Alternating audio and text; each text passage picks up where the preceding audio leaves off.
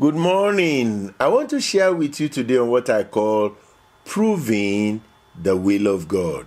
Romans chapter 12 verse 2 says, "Don't be conformed to this world, but be transformed by the renewing of your mind, that you may prove what is good and acceptable and perfect will of God." You know, written in the DNA of every believer is an appetite for the impossible that cannot be ignored or wished away.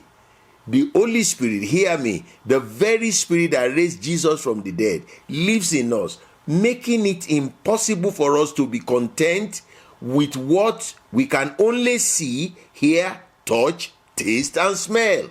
So the normal Christian life begins with the realization that we were put here to do the will of God as it is being done in heaven. And that's when we have contentment. That's when joy comes. If you are not in the will of God, it's very difficult to have peace. You know, we are not just people who believe the right things about God. We are people who put the will of God on display.